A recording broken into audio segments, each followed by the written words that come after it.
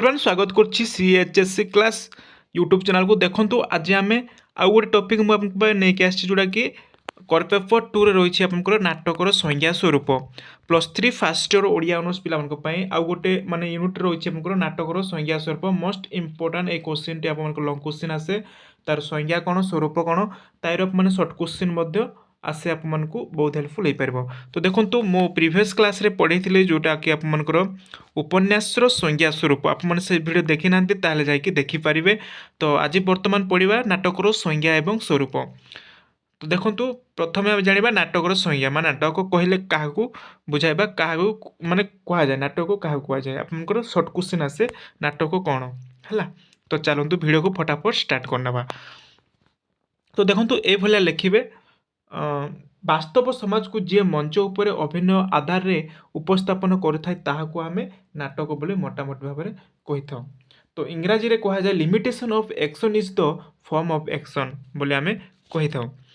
तो वास्तव जीवन रे जहाँ घटी थाए अर्थात अभिकल ताहाकू मंच उपर अभिनय माध्यम रे उपस्थापन कले ताहाकू आमे नाटक बोली कही था। तो नाटक क्या कहुए वास्तव जीवन में जहाँ भी घटुचे जहाँ भी घटुचे जो अभिकल भाव जो आम जो मंच जो उपस्थापन कर नाटक बोली कहुए। तो पाणिनि मतरे यहाँ मन रखु किए कौन कहते।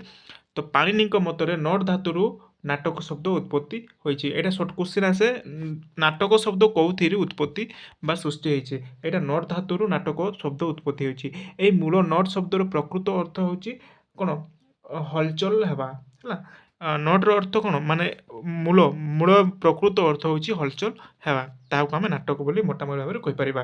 तो प्राच्य भूखंडर केते जण मनीषी नाटकर संज्ञा निरूपण करछंती। यथा आमे कहिबा नाट्यशास्त्र भरतमुनि मतरे देख कौन कहते नाट्यशास्त्र भरतमुनि मतरे नाटक माध्यम ज्ञान विद्या कला जग आदि बहुविध कर्म को प्रकाश करी हुए। से पुणी स्वीकार करिसेंती जे जनसाधारण सुख दुख इत्यादि अभिनय ही नाटक बोली किए कहते नाट्यकार भरतमुनि। यहाँ मन रखु नहीं। सेकेंड रोचे कालिदास मतरे शिक्षित लोकों अभिनय संतोष विधान जो अभिनय द्वारा संभव हुए ताहा ही नाटक होती। कालिदास कौन कहते जो शिक्षित मानकर जो अभिनय कर जो अभिनय को कौन नाटक बोली कालिदास मत देते। नेक्स्ट देखु महिमा भट्ट मतरे से कहते नाटक को अनुभाव विभाग आदि वर्णन जो आनंद उपलब्ध हुए ताहार भावना को नाट्य तार रचना को नाट्य कहुए काव्य कहते। एवं ताहा जेतेबेले एटा काव्य कहती एवं ताहा जेतेबेले गीत रे रंजित होई नट द्वारा अभिनीत हुए ताहाको आमे नाटक बोली कहा जाए बोली एक कहते यहाँ महिमा भट्ट कहते। तो पाश्चात्य जगत रे केते जण आलोचक नाटकर संज्ञा निर्णय करछंती। देखंतु पाश्चात्य सेटा गला हमर भारत देशर किंतु पाश्चात्य कहले कोन अन्य देशर माने लोकों को आमे बुझी था। तो ये देखो आरिस्टोटल प्रथमे से आरिस्टोटल पाश्चात्य देशर आरिस्टोटल तांको मतरे कौन कहते नाटक हूँ लोकवृत्तिर अनुकरण। तो limitation of action is the form of action यहाँ किए कहते आरिस्टोटल कहते। सेकेंड यहाँ मन रखु किए कौन कहते एग्जाम आसे। सेकेंड एलिजाबेथ ड्यू मतरे drama is the creation and representation of life in the term of theatre. तो तार अर्थ हूँ नाटक हूँ जीवनर अभिनयात्मक है अभिनयात्मक सृष्टि और उपस्थापना बोली यहाँ किए कहते एलिजाबेथ कहते। देन 3 नंबर देखो शिशिर मतरे यहाँ एग्जाम आसे शिशिर मतरे नाटक को कौन कहुई। तो से कहते drama is the copy of life a mirror of custom and reflection of the truth. तार अर्थ हूँ नाटक हूँ जीवनर अनुकृति सामाजिक चलन दर्पण और सत्यर प्रतिफलन बोली शिशिरबेद कहते है। नेक्स्ट देखो आचार्य सागर नदी मतरे से कहते नाटक को लोकंर सुख दुख सत्यासत्यर अभिनय को विद्वान मान नाटक बोली कहते कह जाए। नेक्स्ट भरतमुनि नाट्यशास्त्री कहते जे है भरतमुनि किए नाट्यशास्त्र हाँ नाट्यशास्त्र कहते कथा वस्तु दृष्टि देवता राजा ହେଲା। ଦେବତା ଏବଂ ରାଜା, ମହାତ୍ମା ଓ ମନୁଷ୍ୟଙ୍କ ପୂର୍ବବର୍ତ୍ତୀର ଅନୁଷ୍ଠିତିକୁ ନାଟକ ବୋଲି କୁହାଯାଏ। ତ ତାଙ୍କ ମତରେ ତ ସାହିତ୍ୟ ଦର୍ପଣ ବିଶ୍ୱନାଥ କବିରାଜ କିଏ ସାହିତ୍ୟ ଦର୍ପଣ ଲେଖିଛନ୍ତି। ତ ତାଙ୍କ ମାନେ ସେ ଲେଖିଛନ୍ତି ଯେଉଁଥିରେ ଲୋକଙ୍କର ସୁଖ ଦୁଃଖ ଅବସ୍ଥା, ଜ୍ଞାନ, ଶିଳ୍ପ, ବେଦ, ଯୋଗ, ଇତିହାସର ପୁରାଣ, କଳା, ଶ୍ରୁତି ତଥା ନାନା ରସ ବର୍ଣ୍ଣିତ ହୋଇଥାଏ, ତାହାକୁ ନାଟକ ବୋଲି କୁହାଯାଏ ବୋଲି ଏ କିଏ କହିଛନ୍ତି? ବିଶ୍ୱନାଥ କବିରାଜ କହିଛନ୍ତି, ତାଙ୍କ ସାହିତ୍ୟ ଦର୍ପଣ ଲେଖିଛନ୍ତି। ଦେଖନ୍ତୁ ଭରତ ମୁନି କହିଛନ୍ତି ବସ୍ତୁ, ଉଦ୍ଦେଶ୍ୟ, ପାତ୍ର, ଶୈଳୀ ଓ ସଂଳାପ ଅବସ୍ଥା, ଏଇ 6ଟି ଉପାଦାନକୁ ନେଇ କ'ଣ ନାଟକ ଗଠିତ ହୋଇଥାଏ। କେତୋଟି ଉପାଦାନକୁ ନେଇ ନାଟକ ଗଠିତ ହୋଇଥାଏ? ଏଇଟା କୋଶ୍ଚିନ୍ ଆସେ। 6ଟି, ଯେଉଁଟାକି ପାତ୍ର, ଶୈଳୀ, ସଂଳାପ ଅବସ୍ଥା, ଏଇ 6ଟି ହେଲା। ବସ୍ତୁ, ଉଦ୍ଦେଶ୍ୟ, ପାତ୍ର, ଶୈଳୀ, ସଂଳାପ ଅବସ୍ଥା, ଏଇ ସବୁକୁ ନେଇ ନାଟକ ଗଠିତ ହୋଇଛି ବୋଲି ଭରତ ମୁନି କହିଛନ୍ତି। ତ ଏଲାର ଡାଇସନିକଲ କହିଛନ୍ତି ଦଳେ ଅଭିନେତା ବା ଅଭିନେତ୍ରୀ ମଞ୍ଚରେ ଦର୍ଶକଙ୍କ ସମ୍ମୁଖରେ ଜୀବନର ନାନା ଭାବନାକୁ ଯେପରି କ୍ରିୟାତ୍ମକ ଭାବରେ ପ୍ରକାଶ କରନ୍ତି ଓ ତାହାକୁ ଦର୍ଶକ ଦେଖି ଯେପରି ଉତ୍ସାହିତ ହୁଅନ୍ତି, ତାହାକୁ ନାଟକ ବୋଲି କୁହାଯାଏ ବୋଲି ଏହା କହିଛନ୍ତି। କି ଏଲାର ଡାଇସନିକଲ କହିଛନ୍ତି ହେଲା। ହଁ ହେଲା। ତ ଏହା ଗଲା ଆପଣଙ୍କ ନାଟକର ସଂଜ୍ଞା। ତ ଏଇଭଳି ଆପଣମାନେ ଲେଖିବେ କିଏ କ'ଣ କହୁଛନ୍ତି ନାଟକକୁ ହେଲା। ଏଇଟା ଆପଣଙ୍କୁ ନିଶ୍ଚୟ ମନେ ରଖନ୍ତୁ ଏବଂ ନାଟକ କହିଲେ କ'ଣ ବୁଝ ଏହା ମନେ ରଖନ୍ତୁ। ଏବେ ଦେଖନ୍ତୁ ଆମେ ନାଟକର ସ୍ୱରୂପ ଜାଣିବା। ନାଟକର ସ୍ୱରୂପ, ତ ଏଇଠି ଆପଣ ଦେଖିପାରୁଥିବେ ନାଟକର ସ୍ୱରୂପ ମୁଁ ଆପଣଙ୍କୁ ପଏଣ୍ଟ କରିକି ଲେଖିକି ଆଣିଛି, ଆପଣମାନଙ୍କୁ ବହୁତ ହେଲ୍ପଫୁଲ୍ ହେଇପାରିବ। ତ ନାଟକର ସ୍ୱରୂପ ଯଦି କହିପାରିବା, ନାଟକ ବାସ୍ତବ ଜୀବନର କଥା କୁହାଯାଇଥାଏ। ସମାଜକୁ ସଂସ୍କାରିତ କରିବା ନାଟକର ଧର୍ମ। ମନୋରଞ୍ଜନ ପ୍ରଦାନ ନାଟକର ଏକ ବିଶେଷତ୍ୱ ଅଟେ ହେଲା, ବିଶେଷତ୍ୱ ଅଟେ। ନାଟକ ଏକ ମିଶ୍ର କଳା ଅଟେ ହେଲା। ଏଇଟା କୋଶ୍ଚିନ୍ ଆସେ, ନାଟକ ମାନେ କେଉଁ କଳା? ଏଇଟା ଗୋଟେ ମିଶ୍ର କଳା, ଯେଉଁଠାରେ ସଙ୍ଗୀତ, ଅଭିନୟ, ଗଦ୍ୟ ଏବଂ ବିଭିନ୍ନ ବାଦ୍ୟ ଏବଂ ବିଭିନ୍ନ ପ୍ରକାରର ସ୍ୱର ମିଶ୍ରଣର ହୋଇଥାଏ ହେଲା। ନେକ୍ସଟ ଦେଖନ୍ତୁ, ନାଟକ ମଣିଷକୁ ନୂତନ ଦୃଷ୍ଟିଭଙ୍ଗୀରେ ଜୀବନକୁ ଦେଖିବାକୁ ସୁଯୋଗର ପ୍ରଦାନ କରିଥାଏ। ଦର୍ଶକଙ୍କ ମନରେ ଆବେଗ ଅନୁସାରେ ନାଟକଟି ସୃଷ୍ଟି ହୋଇଥାଏ। 7 ନମ୍ବରରେ ଜୀବନର ହସ, କାନ୍ଦ, ସୁଖ ଦୁଃଖ ଆଦିକୁ ଅଭିନୟ ମାଧ୍ୟମରେ ପ୍ରକାଶ କରିଥାନ୍ତି। କ'ଣ? ନାଟକ ମାଧ୍ୟମରେ। ଚରିତ୍ରମାନଙ୍କ 8 ନମ୍ବର ଚରିତ୍ରମାନଙ୍କ କାର୍ଯ୍ୟକଳାପ, ଭାବ, ଭଙ୍ଗୀ ଆଦି ନାଟକକୁ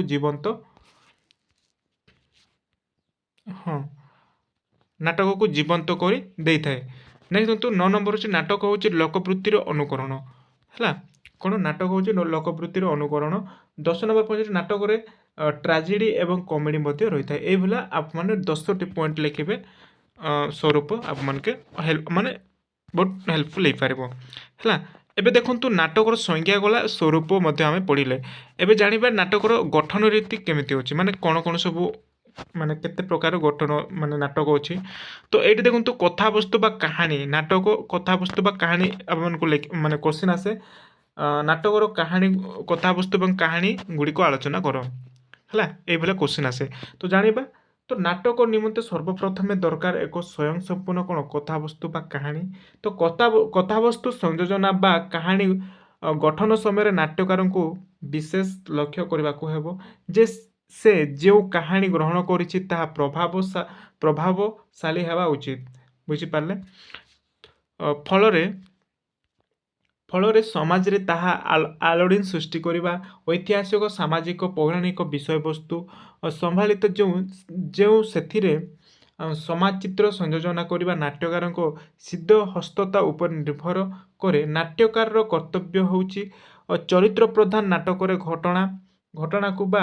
ଘଟଣା ପ୍ରଧାନ ନାଟକରେ ଚରିତ୍ରକୁ ନ କରିବା, କାରଣ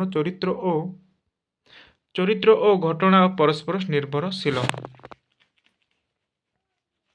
ହେଲା।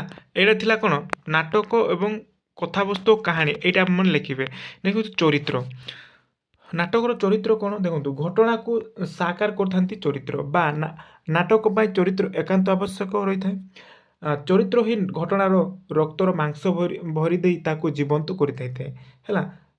ଆପଣମାନେ ଭାବନ୍ତୁ, ଯଦି ନାଟକ ଜଣେ ମାନେ ଗୋଟିଏ ନାଟକର ଚରିତ୍ର ନାହିଁ ତ କୌଣସି ମାନେ ଆବଶ୍ୟକତା ନାହିଁ କି କିଛି ମାନେ ଆପଣଙ୍କୁ ଦେଖିବାକୁ ଭଲ ଲାଗେନି। ଚରିତ୍ର ଏକ କ'ଣ ମାଂସ ପିଣ୍ଡ ପରି ବୋଲି କୁହାଯାଇଛି। ତ କଥାବସ୍ତୁକୁ ବା ଘଟଣାକୁ ଆଗେଇ ନେବା ପାଇଁ ତେଣୁ ଚରିତ୍ର ସ୍ଥାନ ନାଟକର ଅତ୍ୟନ୍ତ ଗୁରୁତ୍ୱପୂର୍ଣ୍ଣ। କାହାଣୀ ଆଉ ଚରିତ୍ର ଗୋଟିଏ ମୁଦ୍ରାର ଦୁଇ ପାର୍ଶ୍ୱ ଭଳି, ରାଇଟ୍। ପରସ୍ପର ଠାରୁ ଅବିଚ୍ଛିନ୍ନ ଗୋଟିଏ ନଥିଲେ ମାନେ ଅପରଟି ସ୍ଥିତି, ଏଇ ସ୍ଥିତି ନାହିଁ। ଏଇ ଦୃଷ୍ଟିରୁ ଉଭୟକୁ ଗ୍ରହଣ କରିବାକୁ ହେବ, ହେଲା। ଚରିତ୍ର ମଧ୍ୟ ନାଟକରେ ଗୋଟେ ଏକ ଜୀବନ୍ତ କ'ଣ ଚରିତ୍ର ବୋଲି କୁହାଯାଇଛି।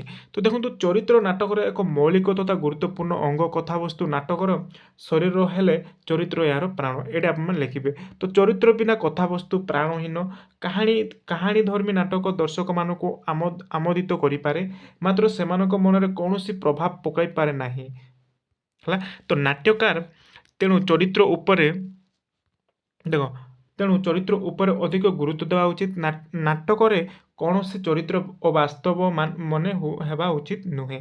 ତେଣୁ ଅତି କମରେ ଯେତୋଟି ଚରିତ୍ର ଦରକାର, ଠିକ୍ ସେତିକି ଚରିତ୍ର ସୃଷ୍ଟି କରିଯିବା ଉଚିତ, ହେଲା। ଏଇଠି ଚରିତ୍ର ବିଷୟରେ କୁହାଯାଇଛି, ମାନେ ଚରିତ୍ର ନିହାତି ରହିବା ଆବଶ୍ୟକ ନାଟକରେ ବୋଲି ଏଠାରେ କୁହାଯାଇଛି। ତ ଦେଖିବା ଏବେ ସଂଳାପ। ସଂଳାପ କ'ଣ? ନାଟକର ସଂଳାପ କହିଲେ କ'ଣ ବୁଝ? ସଂଳାପ ନାଟକର ଏକ ପ୍ରଧାନ ଅଙ୍ଗ ଅଟେ। ଏହା ସାହାଯ୍ୟରେ ଘଟଣା ତଥା ଚରିତ୍ର ବିକାଶ ଘଟିଥାଏ, ହେଲା। ତ ନାଟକ ଗତିଶୀଳ ହୋଇଥାଏ। ନାଟକର ନିଜ ଭାବନାକୁ ଚରିତ୍ରମାନଙ୍କ ମୁଖରେ ସଂଳାପ ମାଧ୍ୟମରେ ପ୍ରକାଶ କରେ, ହେଲା। ମାନେ ସଂଳାପ ମାନେ ଯେଉଁଟା ମାନେ ଡାଇଲଗ୍ଟା ଯେଉଁ କହୁଛନ୍ତି ତାହାକୁ ଏଠାରେ କୁହାଯାଇଛି ପ୍ରକାଶ। ହଁ, ସଂଳାପ ମାଧ୍ୟମରେ ପ୍ରକାଶ କରେ। ତ ସଂଳାପ ଏପରି ହେବା ଉଚିତ ଯେପରି ପ୍ରତ୍ୟେକ ଚରିତ୍ରର ବୈଶିଷ୍ଟ୍ୟ ତାର ସଂଳାପରୁ ସ୍ପଷ୍ଟ ହୋଇଯାଉଥିବ ଏବଂ ସଂଳାପ ଚରିତ୍ର ବ୍ୟକ୍ତ କରିବା ପାଇଁ ସମର୍ଥ ହୋଇପାରୁଥିବ। ଏଇଟା ହେଉଛି ମେନ୍ ଜିନିଷଟା, ହେଲା। ତ ସଂଳାପ ତଥ୍ୟ ତତ୍ତ୍ୱର ଭାରାକ୍ରାନ୍ତ ନ ହୋଇ ଯଥାସମ୍ଭବ ସଂକ୍ଷିପ୍ତ ଏବଂ ସ୍ୱାଭାବିକ ହେବା ଉଚିତ ବୋଲି ମାନେ କ'ଣ ସଂଳାପଟା ଏଠାରେ କୁହାଯାଇଛି। ନାଟକୀୟ ଦ୍ୱନ୍ଦ୍ୱ, ହେଲା। ନାଟକୀୟ ଦ୍ୱନ୍ଦ୍ୱ କ'ଣ? ଦେଖନ୍ତୁ, ଦ୍ୱନ୍ଦ୍ୱକୁ ନାଟକର ପ୍ରାଣ ବୋଲି କୁହାଯାଏ, କାରଣ ଏହି ଶକ୍ତିଟି ନାଟ୍ୟ କାହାଣୀରେ ଗତି ସୃଷ୍ଟି କରିଥାଏ। ତ ସଂଘର୍ଷ ହିଁ ଗତିର କାରଣ। ଜୀବନ ଦ୍ୱନ୍ଦ୍ୱପୂର୍ଣ୍ଣ। ଜନ୍ମଠାରୁ ମୃତ୍ୟୁ ପର୍ଯ୍ୟନ୍ତ ମଣିଷ ଏହି ଦ୍ୱନ୍ଦ୍ୱର ସ୍ରୋତରେ ଭାସି ଭାସି ବଢ଼ୁଥାଏ। କେତେବେଳେ ସେ ବୁଡ଼େ, କେତେବେଳେ ସେ ଉଠେ ଏବଂ ଏଭଳି ଜୀବନକୁ କାନ୍ଧରେ ବହି ତାକୁ ଆଗକୁ ବଢ଼ିବାକୁ ହୋଇଥାଏ। ତ ଦେଖନ୍ତୁ, ନାଟକକୁ ଗତିଶୀଳ କରିବା ପାଇଁ ଦ୍ୱନ୍ଦ୍ୱ ଅପରିହାର୍ଯ୍ୟ। ଦ୍ୱନ୍ଦ୍ୱ ହିଁ ଚରିତ୍ରକୁ ଗତିଶୀଳ କରିଥାଏ। ତେଣୁ ଦ୍ୱନ୍ଦ୍ୱ ହେଉଛି ଗତିଶୀଳତାର ମୂଳ। ଦ୍ୱନ୍ଦ୍ୱ ଯେତିକି ତୀବ୍ର ହୁଏ, ନାଟକ ସେତିକି ପରିମାଣରେ ସାଧିତ ହୁଏ। ନାଟକୀୟ ଦ୍ୱନ୍ଦ୍ୱ ମଣିଷର ଜୀବନ ଦ୍ୱନ୍ଦ୍ୱ ସହିତ ତୁଳନୀୟ ରହିଛି। ନେକ୍ସଟ ଦେଖନ୍ତୁ, ଜୀବନର ଦ୍ୱନ୍ଦ୍ୱ ମଣିଷକୁ ଗତିଶୀଳ କରାଏ, ତେଣୁ ଦ୍ୱନ୍ଦ୍ୱ ହିଁ ନାଟକର ପ୍ରାଣ। ତ ନାଟକରେ ଦ୍ୱନ୍ଦ୍ୱ ନିଶ୍ଚିତ ରୂପେ ରହିବ, ତେଣୁ ଦ୍ୱନ୍ଦ୍ୱକୁ ଦୁଇଟି ଭାଗରେ ବିଭକ୍ତ କରାଯାଇଛି। ଏଇଟା ମନେ ରଖନ୍ତୁ, ସେଗୁଡ଼ିକ ହେଉଛି ବାହ୍ୟ ଦ୍ୱନ୍ଦ୍ୱ ଏବଂ ଅନ୍ତର୍ଦ୍ୱନ୍ଦ୍ୱ, ହେଲା। କୋଶ୍ଚିନ୍ ଆସେ ଦ୍ୱନ୍ଦ୍ୱକୁ କେତେ ଭାଗରେ ବିଭକ୍ତ କରାଯାଇଛି, ବାହ୍ୟ ଦ୍ୱନ୍ଦ୍ୱ ଗୋଟେ, ଅନ୍ତର୍ଦ୍ୱନ୍ଦ୍ୱ ଗୋଟେ। ତ ଆମେ ଜାଣିବା, ବ୍ୟକ୍ତି ସହିତ ବ୍ୟକ୍ତିର ସମାଜ ବା ପରିବେଶର ଅଲଙ୍ଗନୀୟ ଦୈବୀ ଶକ୍ତି ବା ଭାଗ୍ୟର ସଂଘର୍ଷକୁ ବାହ୍ୟ ଦ୍ୱନ୍ଦ୍ୱ କୁହାଯାଏ। ବାହ୍ୟ ଦ୍ୱନ୍ଦ୍ୱ କାହାକୁ କୁହାଯାଏ? ଯେଉଁ ବ୍ୟକ୍ତି ସହିତ ବ୍ୟକ୍ତିର ସମାଜ ବା ପରିବେଶର ଅଙ୍ଗନୀୟ ଦୈବୀ ଶକ୍ତି ବା ଭାଗ୍ୟର ସଂଘର୍ଷକୁ ବାହ୍ୟ ଦ୍ୱନ୍ଦ୍ୱ କୁହାଯାଏ ଏବଂ ବ୍ୟକ୍ତିର ଦୁଇ ପରସ୍ପର ବିରୋଧୀ ମନର ଭାବ ସଂଘର୍ଷକୁ ଅନ୍ତର୍ଦ୍ୱନ୍ଦ୍ୱ କୁହାଯାଏ, ହେଲା। ଏଇଟା ଆପଣମାନେ ମନେ ରଖନ୍ତୁ। ଦ୍ୱନ୍ଦ୍ୱ କାହାକୁ କୁହାଯାଏ? ବାହ୍ୟ ଦ୍ୱନ୍ଦ୍ୱ। ଅନ୍ତର୍ଦ୍ୱନ୍ଦ୍ୱ କାହାକୁ କୁହାଯାଏ? ବାହ୍ୟ ଦ୍ୱନ୍ଦ୍ୱ କାହାକୁ କୁହାଯାଏ? ତ ବାହ୍ୟ ଦ୍ୱନ୍ଦ୍ୱ ପ୍ରତ୍ୟକ୍ଷ ହୋଇଥିବା ବେଳେ ଅନ୍ତର୍ଦ୍ୱନ୍ଦ୍ୱ କ'ଣ? କେବଳ ଅନୁଭବ ବସ୍ତୁ ହୋଇଥାଏ, ହେଲା। ତ ଚାଲନ୍ତୁ, ଏଇଟା ଆମେ ବୁଝିପାରିଥିବେ।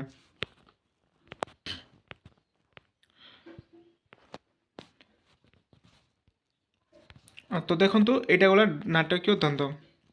ତ ଚରିତ୍ରମାନଙ୍କ ମନସ୍ତାତ୍ତ୍ୱିକ ବିଶ୍ଳେଷଣରେ ଏତିକି ଲେଖିବେ, ହେଲା। ଏତିକି ଲେଖିବେ। ନେକ୍ସଟ ଦେଖନ୍ତୁ, ନାଟକୀୟ ଉତ୍କଣ୍ଠା। ଦେଖନ୍ତୁ, ଏଠି ଟିକେ ଦେଖାଯାଉନି ପିଡିଏଫ୍ଟି।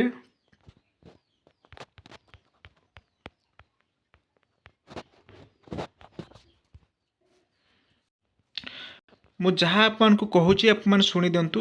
ମାନେ ପିଡିଏଫ୍ କ୍ଲିୟର ଦେଖାଯାଉନଥିବ, ତ ମୁଁ ଆପଣଙ୍କୁ କହିଦେଉଛି, ସେ ଅନୁସାରେ ଆପଣମାନେ ଶୁଣିଦେବେ, ହେଲା। ତ ଚାଲନ୍ତୁ, ମୁଁ ଆପଣଙ୍କୁ ପଢ଼ି ଦେଉଛି, ମାନେ କ୍ଲିୟର ଦେଖାଯାଉନଥିବ। ଦେଖନ୍ତୁ, ନାଟକୀୟ ଉତ୍କଣ୍ଠା କହିଲେ କ'ଣ ବୁଝ? ତ ଦର୍ଶକଙ୍କ ମନରେ ଉଦ୍ବେଗ, ଉତ୍ତେଜନା ଓ ଉଦ୍ବେଳନ ସୃଷ୍ଟି କରିବାର କୌଶଳକୁ ଆମେ ନାଟକୀୟ ଦ୍ୱନ୍ଦ୍ୱ ବୋଲି କହିଥାଉ। ତ ଉତ୍କଣ୍ଠା ନାଟକକୁ ଗତିଶୀଳ ମାନେ କରାଏ। ଏହା ଚରିତ୍ର ଭିତରେ ଥିବା ଦ୍ୱନ୍ଦ୍ୱକୁ ଆହୁରି ତୀବ୍ର କରେ। ଏହା ଦର୍ଶକଙ୍କୁ ନାଟକର ଆରମ୍ଭରୁ ଶେଷ ପର୍ଯ୍ୟନ୍ତ ମନମୁଗ୍ଧ କରି ରଖେ। ନାଟ୍ୟକାର ନାଟକର ଉତ୍କଣ୍ଠା ହେଲା ନାଟକର ଉତ୍କଣ୍ଠା ସୃଷ୍ଟି କରି ଦେଖନ୍ତୁ ସୃଷ୍ଟି କରି ଦର୍ଶକ ନାଟକର ଅଳ୍ପ କିଛି ବ୍ୟକ୍ତି କରି ଏବଂ ଶେଷ ପର୍ଯ୍ୟନ୍ତ ପରିଣତିକୁ ଗୁପ୍ତ ରଖି ପରବର୍ତ୍ତୀ ଅବସ୍ଥାରେ ନାଟକ ଯେଉଁ ପ୍ରକାର ଗାଢ଼ ହେଲା ଯେଉଁ ପ୍ରକାର ଗାଢ଼ ନେବା ତାହା ଜାଣିବା ପାଇଁ ଦର୍ଶକଙ୍କ ଉତ୍କଣ୍ଠା ବଢ଼ିଥାଏ ଏବଂ ଯେଉଁ ନାଟକରେ ଉତ୍କଣ୍ଠା ଓ ବିସ୍ମୟ ସୃଷ୍ଟି କରିବାର କ୍ଷମତା ଯେତେ ବେଶୀ ସେହି ନାଟକ ସେତେ ବେଶୀ ପ୍ରଭାବଶାଳୀ ହୋଇଥାଏ। ତ ଉତ୍କଣ୍ଠା ଅଭାବରେ ଦର୍ଶକ ନାଟକର ଶେଷ ପର୍ଯ୍ୟନ୍ତ ଦେଖିବା ପାଇଁ ଇଚ୍ଛା କରେ ନାହିଁ, କିନ୍ତୁ ପୌରାଣିକ ବା ଐତିହାସିକ ନାଟକର କଥାବସ୍ତୁକୁ ସମସ୍ତଙ୍କୁ ଜଣାଇଥିବାରୁ ଏଥିରେ ଉତ୍କଣ୍ଠା ରକ୍ଷା କରି ହୁଏ ନାହିଁ। ଏଇଟା ହେଲା ଉତ୍କଣ୍ଠା ବା ନାଟକୀୟ ଉତ୍କଣ୍ଠା ହେଲା। ତ ଦେଖନ୍ତୁ ନେକ୍ସଟ ଆମେ ନାଟକର ପ୍ରକାରଭେଦ ରହିଛି। ନାଟକର ପ୍ରକାରଭେଦ ତ ଦେଖନ୍ତୁ ନାଟକର ପ୍ରକାରଭେଦ ଏଇଟା ଆପଣଙ୍କର ମୋଷ୍ଟ ଇମ୍ପୋର୍ଟାଣ୍ଟ ପୌରାଣିକ ନାଟକ। ଭିଡ଼ିଓଟି ଲେନ୍ଦି ହେଇଯାଉଛି ଦେଖିବା ନହେଲେ ମୁଁ ଆପଣଙ୍କର କ'ଣ ଏଇଟା ମୁଁ PDF ଛାଡ଼ିଦେବି ଆପଣଙ୍କୁ ଟେଲିଗ୍ରାମରେ ଜଏନ୍ ହେଇଯାଆନ୍ତୁ। ଭିଡ଼ିଓ ଲେନ୍ଦି ହେଇଗଲା ବହୁତ ଟାଇମ୍ ହେଇଗଲା। ତ ତାର ପ୍ରକାରଭେଦର ବେଶୀ ନାହିଁ 3ଟି ପେଜ୍ ଅଛି। କିଛି ନାହିଁ ସିମ୍ପଲ୍ ଆପଣମାନେ ଐତିହାସିକ ନାଟକ ପୌରାଣିକ ନାଟକ ସାମାଜିକ ନାଟକ ଏଇଟା କୋଶ୍ଚିନ୍ ଆସେ ରାଜନୈତିକ ନାଟକ ମନସ୍ତାତ୍ତ୍ୱିକ ନାଟକ। ତ ଏତିକି ଅଛି ଆପଣ ସ୍କ୍ରିନଶଟ୍ ମାରି ନିଅନ୍ତୁ ନହେଲେ ଆପଣଙ୍କୁ ମୁଁ PDFଟା ଛାଡ଼ିଦେବି ହେଲା କାହିଁକିନା ଭିଡ଼ିଓ ବହୁତ ଲେନ୍ଦି ହେଇଗଲା। ତ ଦେଖ ମୁଁ ଆପଣଙ୍କୁ ସ୍କ୍ରିନଶଟ୍ ମାରିବା ପାଇଁ ଦେଖାଇ ଦେଉଛି। ହଁ ଏଠି ଆପଣ ସ୍କ୍ରିନଶଟ୍ ମାରିକି ପଢ଼ିପାରିବେ। ବର୍ତ୍ତମାନ ଏହାକୁ ସ୍କ୍ରିନଶଟ୍ ମାରନ୍ତୁ। ପୌରାଣିକ ନାଟକ ଐତିହାସିକ ନାଟକ ହେଲା। ନେକ୍ସଟ ଦେଖନ୍ତୁ ସାମାଜିକ ନାଟକ 3 ନମ୍ବରରେ ସାମାଜିକ ନାଟକ ଦେନ୍ ରାଜନୈତିକ ନାଟକ ହେଲା। ନେକ୍ସଟ ଦେଖନ୍ତୁ ମନସ୍ତାତ୍ତ୍ୱିକ ନାଟକ ସ୍କ୍ରିନଶଟ୍ ମାରନ୍ତୁ। ତ ଏତିକି ଥିଲା ଆପଣଙ୍କର କମ୍ପ୍ଲିଟ୍ ନାଟକର ସଂଜ୍ଞା ସ୍ୱରୂପ ତାର ଗଠନ ରୀତି ତାର ପ୍ରକାରଭେଦ କମ୍ପ୍ଲିଟ୍। ଆପଣଙ୍କୁ ଯାହା ବି କ୍ୱେଶ୍ଚିନ୍ ଆସେ ଆପଣମାନେ ଲେଖିପାରିବେ। ତ ଆଶା କରୁଛି ଆପଣଙ୍କୁ ଭିଡ଼ିଓ ଭଲ ଲାଗିଥିବ। ଯଦି ଭିଡ଼ିଓ ଭଲ ଲାଗୁଛି ତାହେଲେ ଭିଡ଼ିଓ ଗୋଟେ ଲାଇକ୍ କରନ୍ତୁ। ଚ୍ୟାନେଲକୁ ନ ଆସିଥିଲେ ଚ୍ୟାନେଲକୁ ସବସ୍କ୍ରାଇବ୍ କରିବା ଭୁଲିବେନି। ଆଗକୁ ତାର ସିଲେକ୍ସନ୍ କ୍ୱେଶ୍ଚିନ୍ ମୁଁ short question long question internal exam ବର୍ତ୍ତମାନ ଆପଣଙ୍କର ମାନେ ଆଗକୁ ଅଛି ଆପଣଙ୍କ କଲେଜରେ ପ୍ରତ୍ୟେକ କଲେଜରେ ମାନେ ସମସ୍ତଙ୍କ କଲେଜରେ ଇଣ୍ଟରନାଲ୍ ଏକ୍ଜାମ୍ ଏବେ ହେବ। ତ ସେହି ଅନୁସାରେ ମୁଁ ଆପଣଙ୍କୁ ସିଲେକ୍ସନ୍ କ୍ୱେଶ୍ଚିନ୍ ସହିତ ଆପଣଙ୍କୁ selection short question long question ଆପଣଙ୍କୁ ଦେଇଦେବି ହେଲା କ୍ୱେଶ୍ଚିନ୍ ସହିତ ଆନ୍ସର୍। ତେଣୁକରି ଚ୍ୟାନେଲ୍ ସହିତ ଯୋଡ଼ିକି ରୁହନ୍ତୁ। ଆଗକୁ ମୁଁ ପ୍ରତ୍ୟେକଟି ଏଭଳିଆ ଭିଡ଼ିଓ ଆପଣଙ୍କୁ ନେଇକି ଆସିବେ। ତ ଏତିକି ରହୁଛି ଧନ୍ୟବାଦ।